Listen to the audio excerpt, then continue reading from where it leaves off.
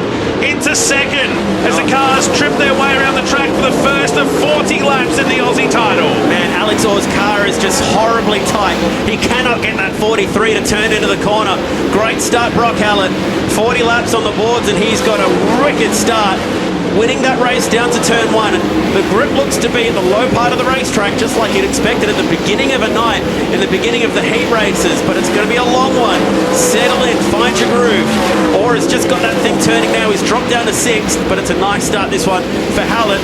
And Inglis setting sail in second.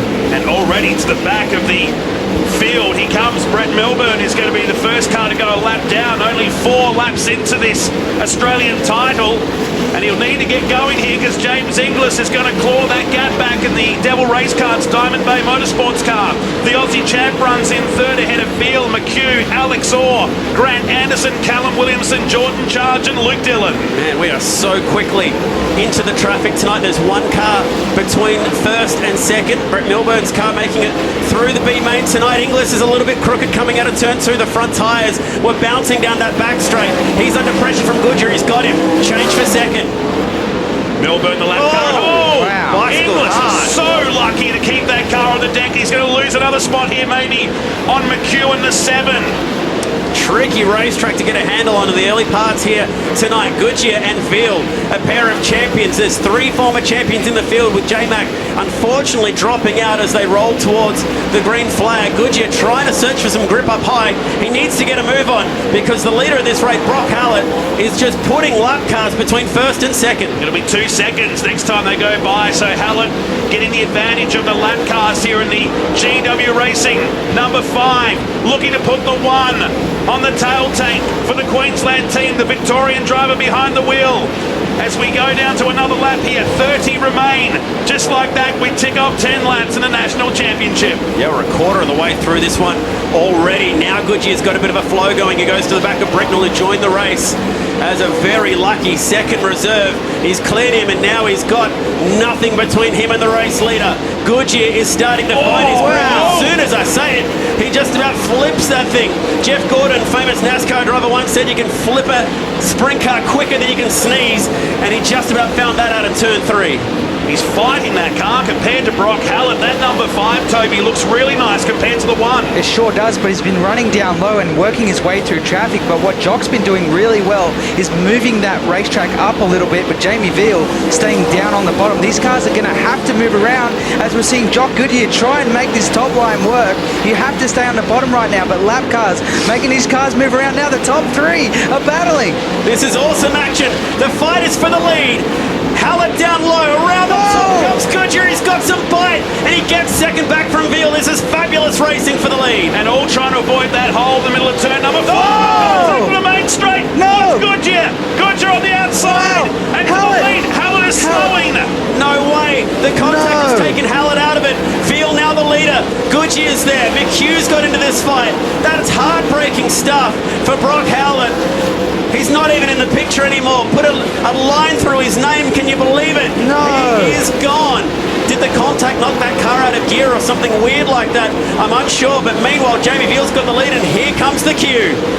McHugh to third. Jordan Charge is running 4th, boys. Wow. Jordan Charge is From knocking 9th. on the door of the podium from 9th on the grid. And Madson's gone from 17th to 10th, so the madman is moving.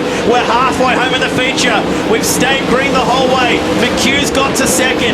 He was second last year behind car number 1 at the Motorplex of the title, and now he turns his attention to Jamie Veal, the local boy, the local hero. McHugh is absolutely storming. There he is in the 7. The Monty Farms SWI 35 leads the Australian Championship with 17 laps to go here. A sea of traffic just ahead. It works out well for Jamie Veal. McHugh parks it on the bottom and goes past Quinn and Sam Walsh, and they stay together here. But so many more cars to be passed in this race with 16 remaining. Madsen up to 9th. Inglis has fallen back to 7th. McHugh gets balked, and now we've got a new race leader.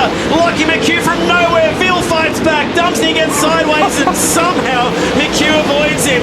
New race leader with 15 to go. Oh, and he gets the wheels up. Veal fights back. The wheel stands it down the backstretch. This is unreal sprint car racing. Up to Newton they go. Veal back to the lead, looking for his second.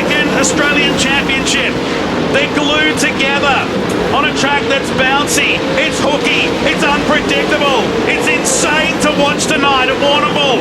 These two just side by side. They're going to take this one down to the wire.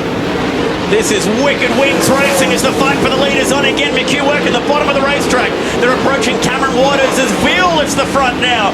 McHugh back to the lead in the NQ7. He slides to the inside of Cam Waters. He puts that lap car one spot back and he's got some forward momentum. He's got a lap car between he and second and he'll have 10 to go next time by. We've gone green flag through 30 laps of racing in the title tonight. McHugh is flying as Waters hooks the front up. So it's a breathing margin now for the 7 down the back straight. McHugh daring to dream. Veal's second, Goodyear third, and Charge is starting to close on the Australian champ.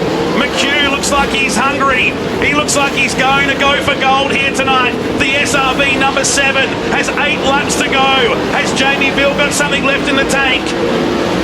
Man, Grant Anderson's got himself inside the top 5 as well. Jordan Charge still sitting there in 4th as McHugh works his way through the traffic. He's onto the back of Kerry Madsen now, so he's lapped all the way up to 8th as he continues to fly through this field, but the traffic is there behind Alex Orr as well. Can he get that momentum? Can he keep it going right now through the field? He's putting multiple lap cars between he and the chasing pack. This is an awesome drive so far from McHugh. Nick Speed, the tuner on that car, the crew chief, his heart will be thumping. So desperately craving an Australian championship. Oh, Madsen. Madsen half spins in front of the leader and loses the spot to Alex Orr. But McHugh leads this one with 4 laps to go.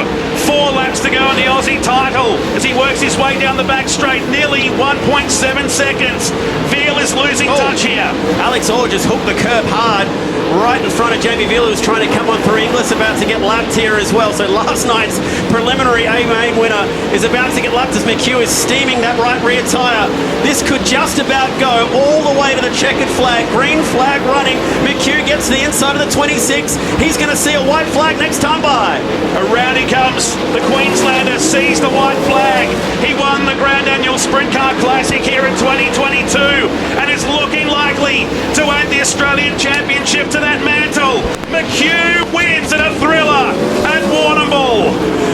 And he is your Australian Sprint Car champion. He was second last year, and he masters the tricky conditions of the bull tonight.